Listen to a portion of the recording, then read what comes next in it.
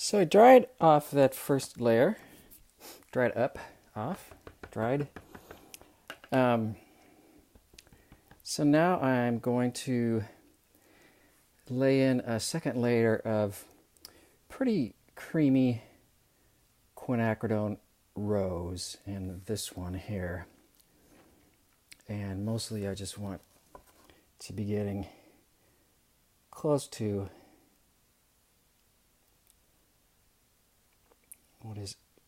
what is clearly kind of this paint in a strong version.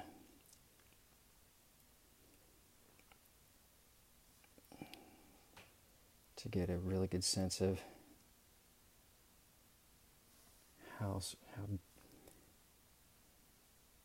how it looks as it starts getting more concentrated,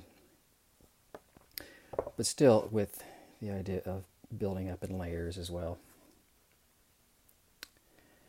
And I'm going to do the same thing over on the right side.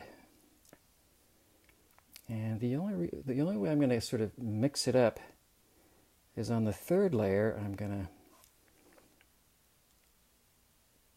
see about sort of shifting the this study into a different direction.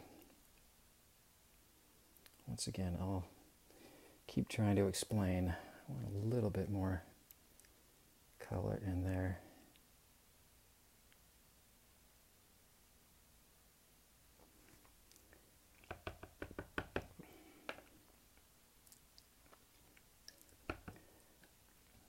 So this next one is I'm gonna have to think on my feet, but I can do it. So for this left-hand version, I'm going to mix, and this is what I talked about in class, some pretty creamy azo yellow, and I'm going to also introduce just a touch of Quin burnt orange.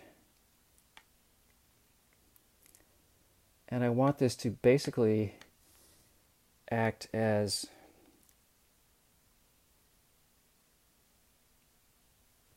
something that's functioning as yellow, but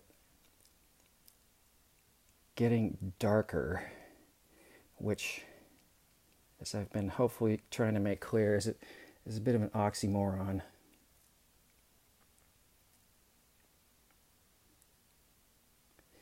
A lot of color studies and color wheels and charts and whatnot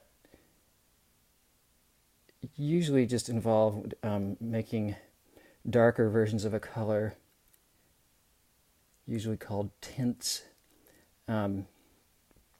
with some sort of black, which is certainly one way to do it. But I enjoy trying to, when you add especially black to yellow, it takes it into a very different direction, and I think it desaturates it and makes it, dulls it out way too quickly for my taste. So I sort of first try to darken it down in a way that still leaves, has some more purity of color. So what I'm going to do on the right one is, again, I'm going to start with some pretty creamy azo yellow. But instead of going in the Quin burnt orange direction, which would be considered a warm direction, I'm going to introduce a little bit of Peacock Blue to take it sort of in a yellow-green direction, which would be more of a cool direction, but still trying to make it darker, appear darker.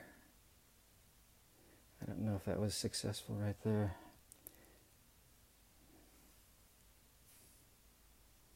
grab a little bit more of the Peacock Blue and maybe a little bit stronger Azo Yellow.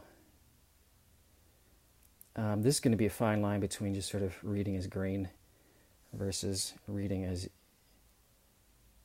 yellow-green. But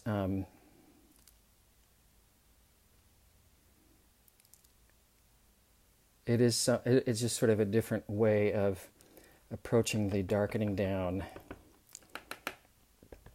as yellow objects, depending on what kind of yellow they are, as they move out of light or away from light. They can often go in this direction. Well, they'll get darker in sort of a tan and brown sort of fashion, and then, or sometimes in a very greenish, cooling sort of fashion. I'm going to try to bring just a little bit more actual yellow. I feel like that's losing kind of its yellowness. But at the same time, trying to get it a little bit darker, because I'm going to try to study how to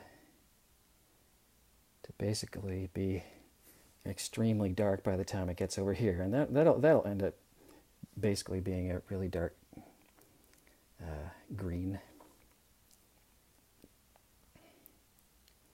So that was all fun and probably confusing, but have fun with that. I'm going to try something similar for the Peacock Blue, but sort of like the Quinn Rose for the Peacock Blue, I don't need to start shifting right out of the gate like I did with the yellow. So I'm just going to put in for this one, I'm just going to put in a second layer that's pretty creamy, pretty strong, concentrated.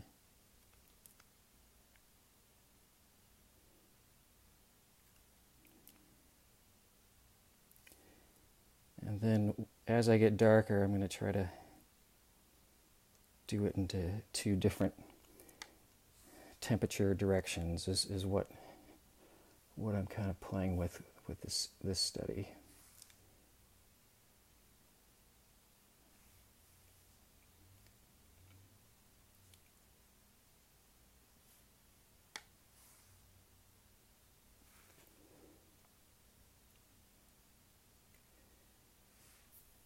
Usually I have my paper tilted, but I'm just kind of cranking these up.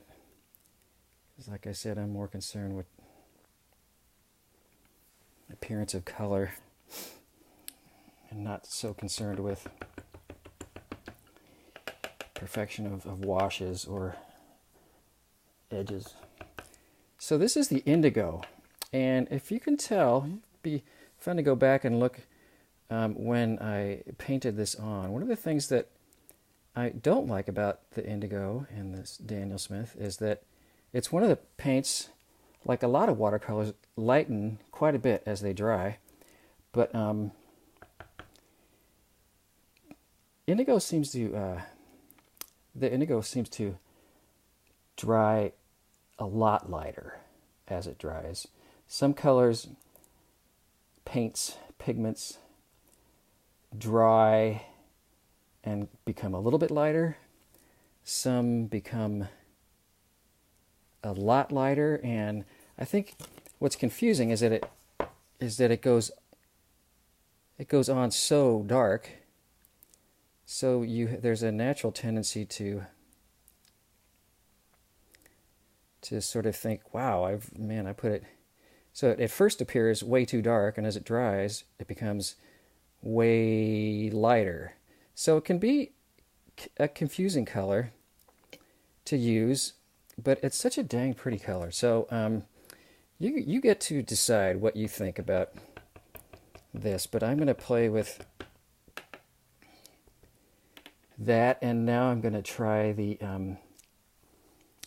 do a second layer of this M-gram neutral tint over here.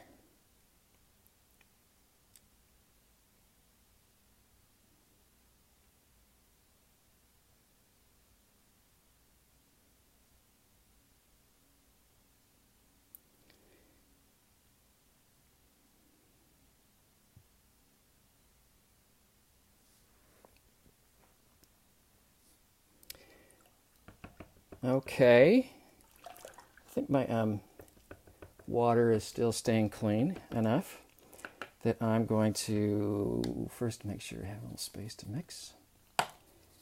And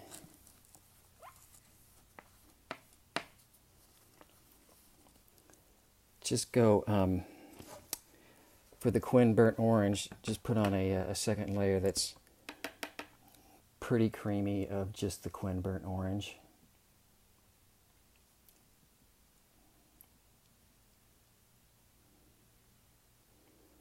Somewhere between juicy and creamy, I guess I would say.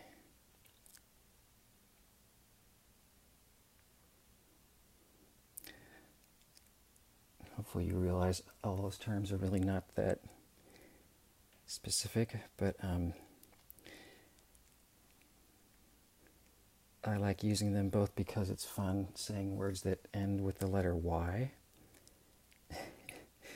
As my kids grow up, I don't get to do it nearly enough. And trying to really sort of